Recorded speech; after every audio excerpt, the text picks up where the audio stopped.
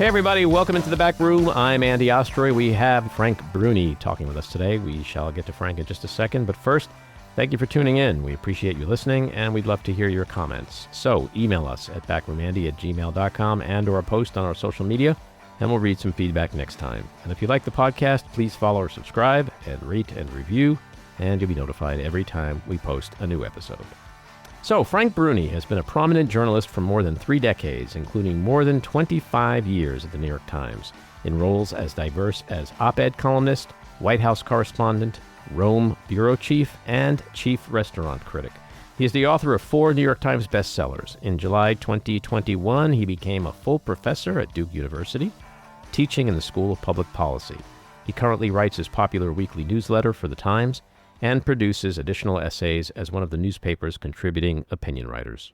Frank, welcome into the back room. Thank you. Nice to be here. So congratulations on the book, The Age of Grievance, which seems to be the topic of the day these days. Why are people so aggrieved in 2024 America? Why are they so angry? Oh, man. The reasons are many and the reasons are layered. And that's why it took me a whole book to sort of get to the bottom of it, or to try to. But I think there are a lot of factors that are involved in it. One is the country has taken a turn over the last 2 decades. This is measurable toward a pessimism that is distinct from what used to be the national mood. And if you no longer believe that things will get better, could get better, if you no longer believe the country and its economy are growing in a healthy way, you develop a kind of much more competitive and petty relationship to people around you. So that's one of the factors. The dawn and then proliferation of the internet and social media in particular have divided us. It was the great promise of connectedness that became the great curse of disconnectedness. Social media, the internet beyond social media, has essentially sorted us so that we spend more and more time in these very narrow enclaves of thought that make it more difficult for us to understand people who think a little bit differently than we do, who make us less interested in understanding them, and who make us feel both more certain of our viewpoint and more angry about the fact that it is not everybody's viewpoint. Mm-hmm. Well, that raises an interesting question when you talk about social media. It's like the old, if the tree falls in the woods and no one's around to hear it. Were we always this aggrieved? We just had nowhere to vent? Or is social media giving us the opportunity to vent where we may not have before? To some extent, yes. We always had questions, frustrations. We always, wondered about things in our life that weren't as they should be and maybe weren't entirely our fault. But I don't think we were encouraged to, apologies to Sheryl Sandberg, lean into that belief to a point where it became not, a mild frustration, but outright fury. Social media took these little flickers, these little matches, and turned them, into enormous bonfires. But it's more than that. As I mentioned before, I don't think we had as many doubts about the future as we have now. And that's distinct.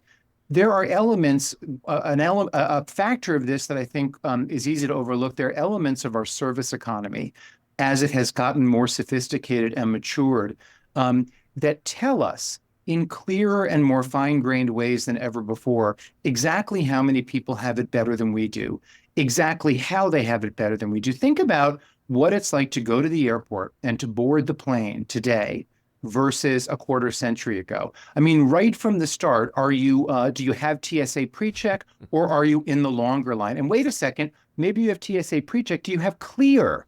Do you have the Elysian fields of clear where you glide past even those people? And the zones to get on the plane, they're not just an order of who gets on first. They tell you whether you're going to have a decent seat, whether you're going to have legroom, whether you're going to be able to put your bag above. And then you get to your hotel at the far end, and there's the honors speed check-in desk, and then there's the desk for everybody else, right?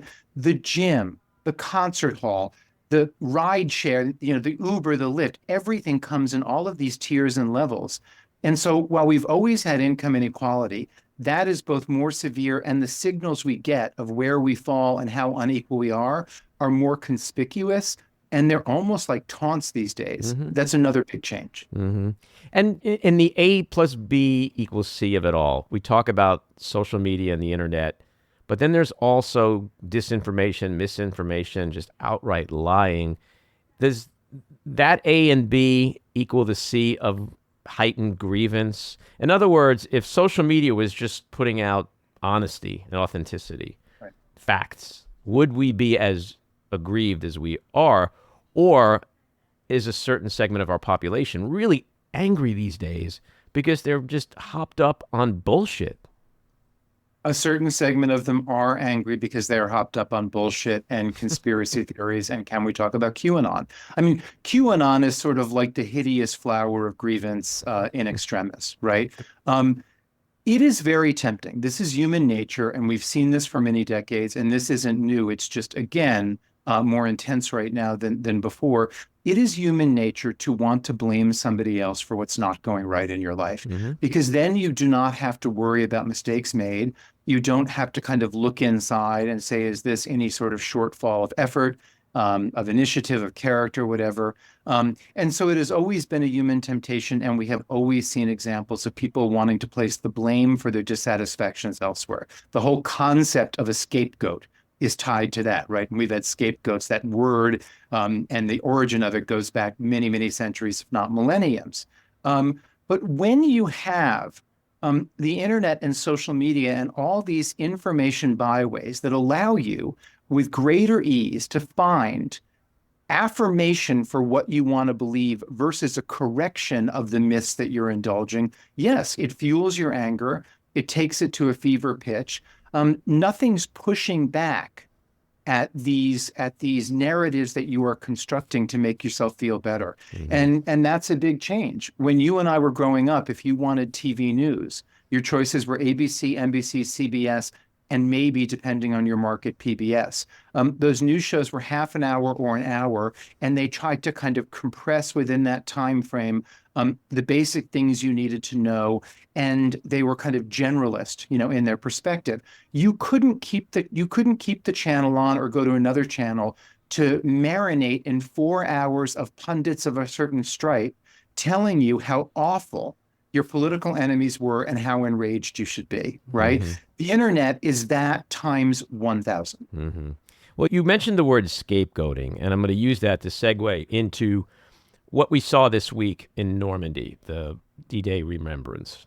Most of those soldiers that got off of those boats and stormed the beaches died. They literally got off into the water knowing that they're going to die in a matter of seconds or minutes. You take that kind of sacrifice, that selflessness, that patriotism, and then you think about today with the economy, the strongest it's been in decades, the stock markets at record highs, record employment, inflation now back to around 3%, a post-COVID America where the travel and entertainment industries are thriving. Have we just gotten soft? Like, what are people so pissed off about? When you think about it, compared to what those guys did when they got off those boats, and you think about how people are so aggrieved today, like they don't know how good we actually have it in this country. Well, first of all, in the largest sense, in the historical sense, you're absolutely right about the fact that we tend not to understand how blessed we are to be alive right now. In the last year of his presidency, it was actually the last 7 months, I believe, Barack Obama not campaigning for re-election anymore. So he wasn't trying, what he was saying was not something he was using to try to make some political point or get some sort of political traction. He was the lamest of lame ducks because that's an 8-year president, and his last term is the lamest of lame ducks. He gave a speech in Hanover, Germany. This was in April of 2016, I believe. And he said, if you had to choose any moment in the history of the world to be alive, you would choose right now. And if you had to choose any country to be alive in that moment, you would choose the United States of America, right? That was coming from the heart. Like I said, there was he wasn't using that for any kind of political leverage or fight that he was having at the time. That statement remains true right now, to your point. However, when you say, what are people so angry about? That larger truth can be true. It can also be the case that there remains racism in this country, and there remain people who fall who are hurt by that, and who must call that out, and who must fight against that, and must ask the rest of us to join them in that fight. There are people in quote unquote middle America who have seen the economy change, globalism, factories shut, opioid deaths shoot up, and they feel forgotten by the federal government and by a lot of those of us coastal elites. And they're not wrong. And they are right to be frustrated by that and to be angry. The question is, how do you keep that in proportion and perspective and not let it get so exaggerated, so overwrought, so indiscriminate that you start acting, in fact, against your own interest and against the national interest? And that's what's happened. We've lost perspective, we've lost proportion, and we've lost the ability to distinguish between the causes we must embrace, the fights we must engage, and lesser slights that we can shrug off and that don't matter as much as the common good. What happened to the phrase common good? What happened to the phrase civic interest? We have become so self-centered and so competitive with one another that those larger projects, those larger realities have fallen by the wayside. Whenever I talk to a guest, I always like to give them at least one softball question. So here's yours. Who's more aggrieved, the right or the left? Right now, I would have to say the right, but I want to qualify that. And that's not a softball question, so I hope that was sarcasm. I hope that was the epitome of sarcasm. Well, it was kind of softball to me, though. Well, I mean, it's very hard to measure it. There are overwrought grievances on the left for sure. There are social justice warriors on the left who will see racism in every set of circumstances, whether it's there or not, who will see transphobia in every set of circumstances or every, kind of earnest question asked or not, et cetera, and you've certainly seen that. On the right, though, the MAGA movement is nothing if not a grievance movement that defines our grievance culture. The reason I answered the right is not because I think you can measure whether the grievances are greater on the right or left, but I think right now, grievances pose the greater danger on the right because that is where we have seen more organized political violence. It is on the right that you had a group of people plot to kidnap and God knows do what else to the Michigan governor, Gretchen Whitmer. It was from the right that the January 6, 2021 insurrection, some people quibble with that term, let's just say the riots, the breach of the U.S. Capitol, that came from the right. Pervasive and profound election denialism, that is a greater phenomenon on the right than the left. So that's why I said the right, but I don't know that you can say the grievances are greater. The manifestation of them and the dangers they pose at this particular juncture, I would say you have to look a little bit harder at the right. But this impulse to see oneself as wronged, to define one's political engagement that way, and to be motivated less by idealism than by how do I get back at the people who've wronged me, that predisposition, that psychology exists across the political spectrum. Let me ask the question a different way, because this is what I believe. Are the grievances of the left way more legit than the grievances of the right? Because I agree with you. Racism, poverty, those are all real things. Those are all real problems. People should be aggrieved about that, income inequality, et cetera. But it just seems like the grievances of the right are purely manufactured and not real. Well, I mean, some of them, again, we're saying grievances. There are many different grievances and aggrieved people who are focusing on different things. I don't think it's, I'm tempted. I understand why you're saying what you're saying. And I certainly, when you see figures like Marjorie Taylor Greene, and when you listen to some of the absolute, fantastical crap nonsense that comes out of their mouths, it is tempting to say what you just said. But I feel like we want to be really careful about painting with the broadest of brushes. If you are living in a community, in the quote unquote heartland, where the factories are closed and no one can afford to go to college, and you are not someone who's the beneficiary of an affirmative action program because you're white, and you were told that globalism was going to enrich us all, but it didn't enrich your community. In fact, it devastated your community. And you don't see the federal government over the last several decades making the kind of investment in your community that it arguably should. I mean, those are a lot of the voters who turned from Democrats to Donald Trump, who are still with Donald Trump. To say they have no reason to be aggrieved, no, that's wrong. The question to ask is, does the magnitude of their grievance and does the expression of their grievance actually kind of move them or anything around them in a constructive fashion? Are they latching on to false gods like Donald Trump, who are telling them, yes, Hmm. I think you're as angry as you need to be, but are in fact doing very little for them? Or are they in fact kind of taking their frustration, their grievance, and trying to do something constructive with their complaints? But to say their grievances are illegitimate, no, I don't think that's fair. Hmm. No, and I agree with you 100%. And just to clarify my position, I think there's a distinction between that which you speak of, which are completely legitimate grievances, but that's not what we hear all the time when we turn on the TV or we read a newspaper. The grievances that dominate seem to be about rig this, rig that, fake this, fake that. Unfortunately, it's not the people who are really struggling. It's that other side that really speaks to the dangers that you spoke about earlier, which is what's literally threatening our democracy today. Right, and this is the whole thing that I'm fascinated by, and it's at its core, it's what the book is really about, is about how does it happen, and what does it cost us, and how do we fix it? When you take what are some legitimate bedrock frustrations and complaints, right?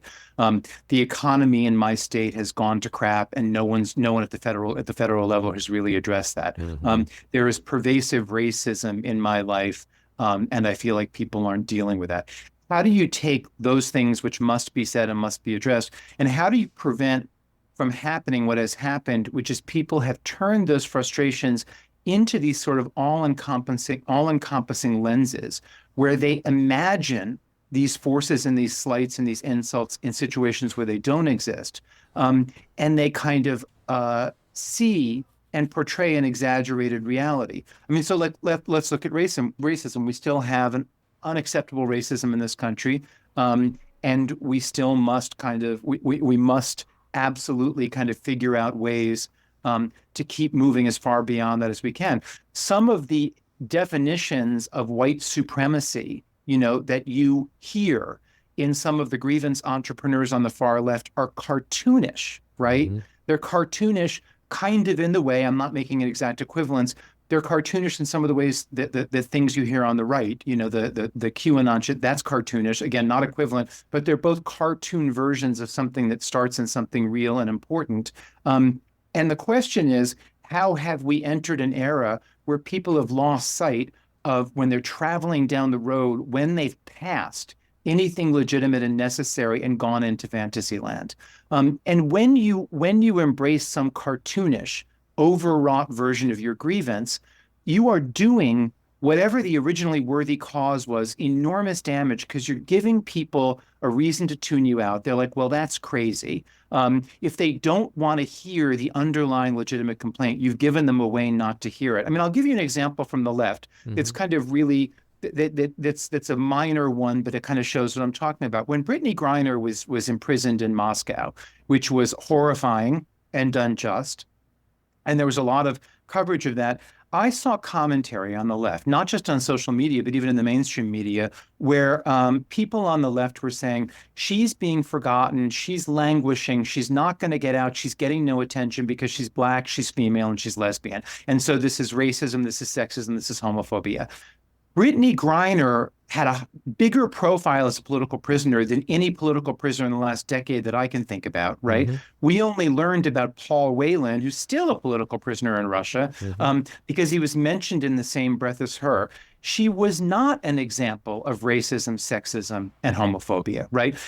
Now it's not like she was getting attention. She was getting a lot of attention. It's not like she was getting that attention because racism, sexism, and homophobia had been solved. They were not part of the equation here. She was a celebrity political prisoner, and thus she was getting a lot of attention, and thank God for it because now she's home, and thank God for that.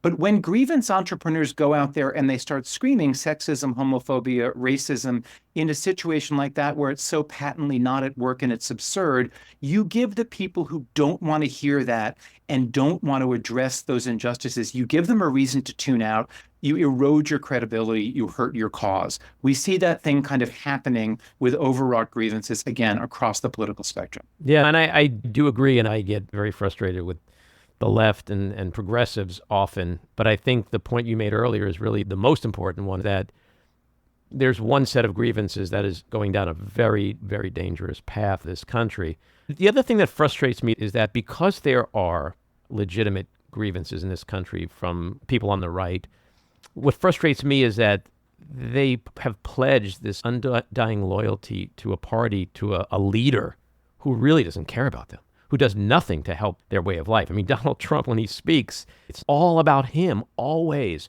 Why do people who are living in the heartland, who have seen the factories close, why do they say, I don't care about that. I care about that guy's grievances. I'm going to let that guy's grievances dominate my life, and I'm going to vote against the people who actually can help me in my life.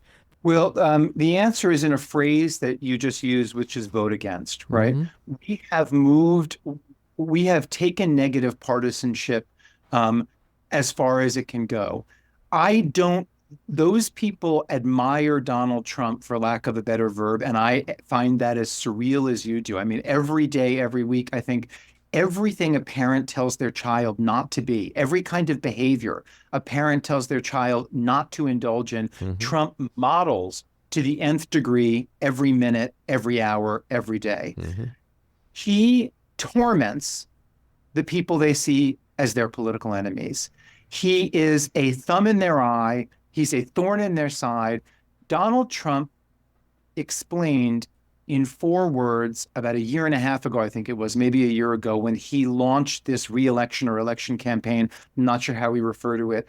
He said 4 words that are the answer to your question that explain it all. He said, I am your retribution. Is the people who are 100% behind him, the enemy of my enemy is my friend. They love the fact he hates the people whom they feel have wronged them and are oppressors. He torments the people they want to see tormented. He gets back at those people on their behalf. And so he is a sort of vessel and symbol of the revenge they want to take against the political class whom they are furious at. Now, I said their fury is out of control, overwrought, and not entirely earned. But he's the tribune, the vessel, the manifestation of it. And isn't it just preposterous when you hear them say he's one of us? You know, a guy who has lived in a mansion in the sky, flies on his own private jet, travels in limousines because he doesn't want to be anywhere near these people. I was down at the courthouse last week, and I spoke to a bunch of MAGA people. And I said to one of them, do you understand that if Donald Trump came into this park right now and you wanted to hug him, he wouldn't let you hug him because he has disdain for people like you. He spent his whole life staying away from people like you. That's the part I really can never understand. It's hard for me to reconcile how someone who has such loathing for these people, whether he's screwed over workers on all his jobs, he has such disdain for the common man. And yet it's the common man who has made him the most dangerous man in America, in the world. But he is so, and this is going to sound like a compliment, I don't mean it that way. He is, you used the word disdain. He has disdain for the common man. I agree with you. But he is expert at expressing disdain for the quote unquote establishment, for the quote unquote liberal elite. That is the disdain that they connect with and that for them is in the foreground. They don't see his disdain for the common man because they are so ensorcelled, so mesmerized by his theatrical disdain for the people whom they believe have rigged the system against them. And they see a rigged system bigger than just the rigged vote that is that hallucination. They have such disdain for those people. They see him expressing flamboyantly, in an unmitigated fashion, that disdain, and they are just focused on and grateful for and all in on that. And they never get to a point, though, where they go, what am I getting out of this? Besides that, in a real tangible way. People are both rational and irrational. I am sure you have spent some time in your career, as have I, at political rallies, talking to voters at random. They do not always behave rationally, and increasingly they don't interpret the world rationally. This goes back to what we were talking about before. A lot of the questions you're asking, and that I'm asking too, or that I'm kind of participating with you here, they presume that the people we're talking about have the same information intake that you and I do. We're living in an era where you can so filter, curate, narrow the information influx, the stream of information that's coming to you, that some of the questions you're asking would seem like irrelevant questions to some of the people we're talking about because your questions are premised on a grounding in information and reality that is different from theirs. Mm-hmm. It's an enormous problem right now Yep. when different voters have entirely different sets of facts, some of which aren't facts, entirely different realities, when there's very little overlap, in the information Venn diagram. How do you have civil discussions? How do you have like a truly coherent conversation about a social problem and the right policy prescriptions for it if you're dealing in totally different realities? I mean, I don't even know how to express the size of this problem. No, and well, social media is, like you said before, that's part of why we're in this position today.